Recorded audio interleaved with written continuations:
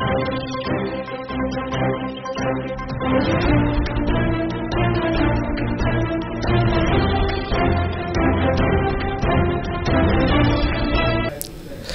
आवाज़ पे एक विशेष मुलाकात में आज मुलाकात कर रहे हैं डॉक्टर करोड़ीलाल मीणा, एक राजस्थान राजनीति के एक प्रभावशाली चेहरा।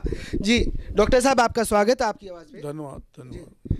एग्जिट पोल के जो नतीजे आ रहे हैं कहीं ना कहीं झुलमुल स्थिति बता रहे हैं, कोई बीजेपी को आगे बता रहा है, कोई कांग्रेस को आगे बता रहे हैं। देखो, एग्जिट पोल बड़ी सावधानी से किए जाते होंगे जी, लेकिन अलग अलग एग्जिट पोल के अलग अलग वर्जन आ रहे हैं। जी जी जी।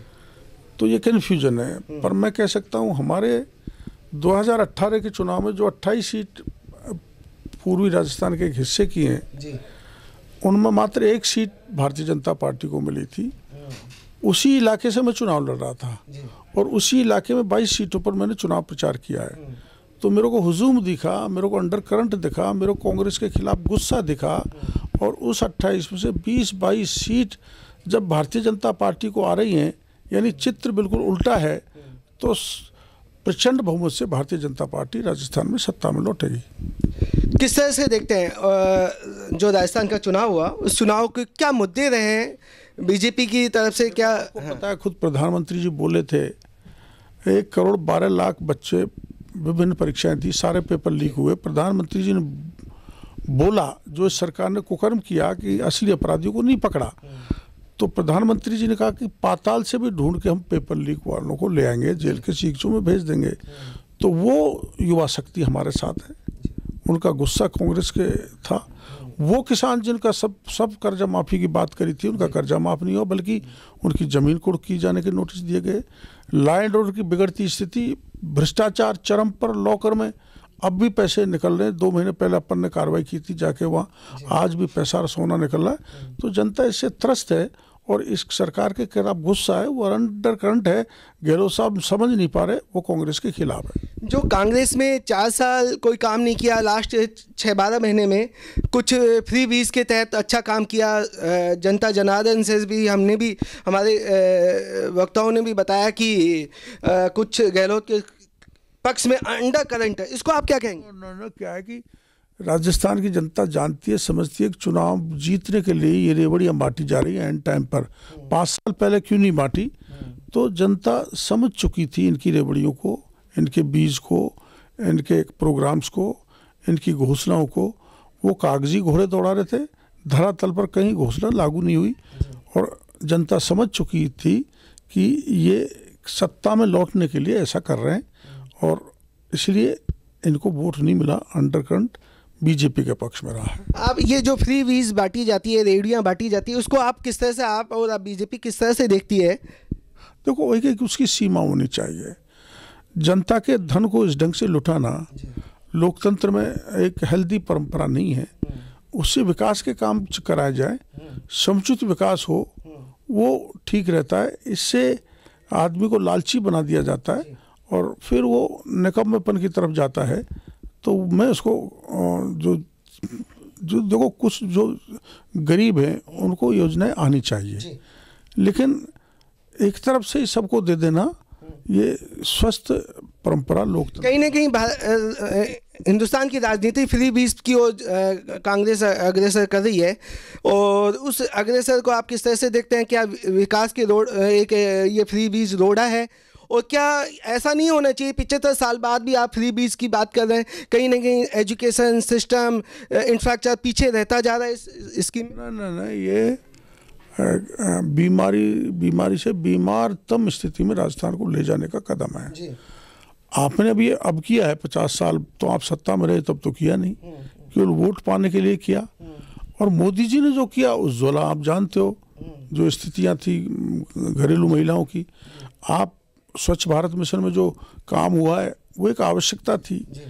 और जनधन योजना है या औषधि के लिए जो योजना लागू की गई, वो योजना ऐसी थी जो जनहित की थी, वो इंडिविजुअल को बिगाड़ने की नहीं थी।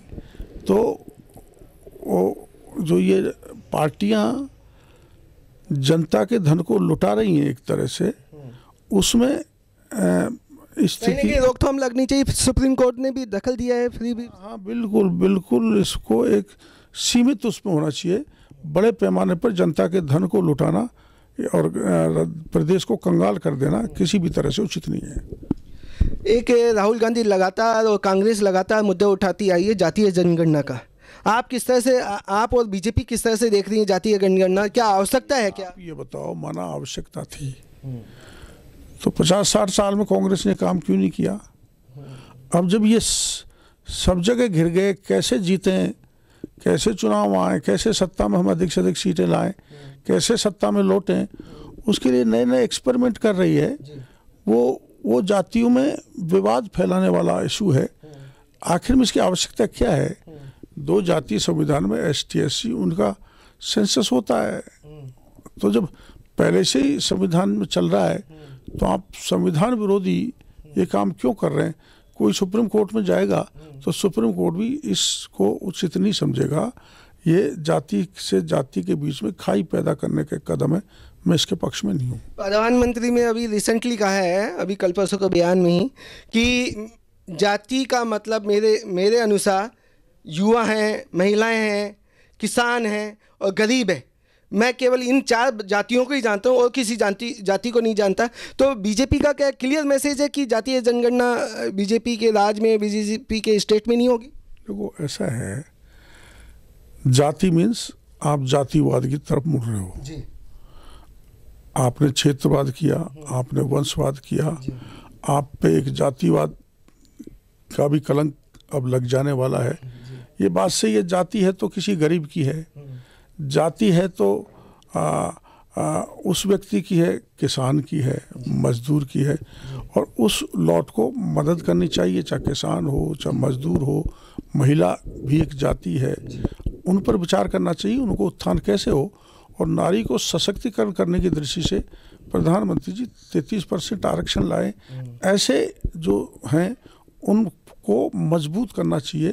कांग्रेस विभक्त कर रही है समाजों को, वो दुर्भाग्यपूर्ण है।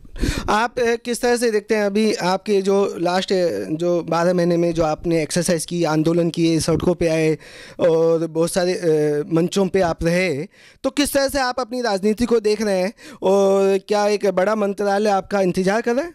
ना, ऐसा कुछ नहीं है। हम पद की दृष्टि से काम नहीं करते जी। समाज राष्ट्र कैसे मजबूत हो और गरीब, किसान, महिला और जवान को कैसे सहायता मिल सके, उस दृष्टि से हम राजनीति में काम करते हैं। राजनीति में सेवा करने के लिए आए, राजनीति को धंधा बनाने के लिए नहीं आए। इसलिए जो भी जिम्मेदारी पार्टी देती है उसमें सेवा का काम करते हैं और करते रहेंगे। कहीं ना कहीं जब आपने राजनीति शुरू की थी, जब आपके एग्रेशन अलग था, अलग तरह के बयान आते थे, मिडिल स्टेज में अलग तरह के बयान आने लगे, और आज मतलब आप इस चरम पे हैं, राजनीति के उस प्रखर पे हैं, तो इस तरह की राजनीति देखते हैं कि हर एक लीडर करता है, तो आप किस तरह से देखते हैं? और राजनीति को और युवा जो राजनीति में आना चाहते हैं उनके लिए क्या संदेश देना चाह रहे हैं? देखो, एक तो राजनीति वैल्यू बेस्ड होनी चाहिए, वैल्यू बेस्ड, मूल आधारित राजनीति हो, सुचिता हो, जिससे आज के युवा भटक रहे हैं। वो सेवा भाव से राजनीति में आना चाहिए, उसको कॉमर्शलाइज नहीं करना चाहिए। मैं युवाओं को कहना चाहूँगा, राजनीति में आए, वो सरदार वल्लभ भाई पटेल और लाल बहादुर शास्त्री और मोदी जी के आदर्शों पर चल के राजनीति करें।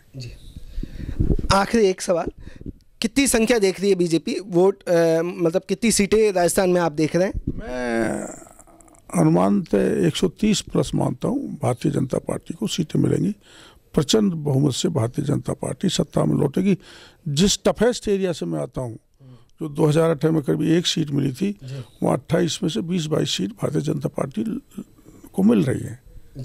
धन्यवाद। आपसे आगे भी चर्चा करते रहेंगे और हमारी शुभकामनाएं आपके साथ है। Thank you.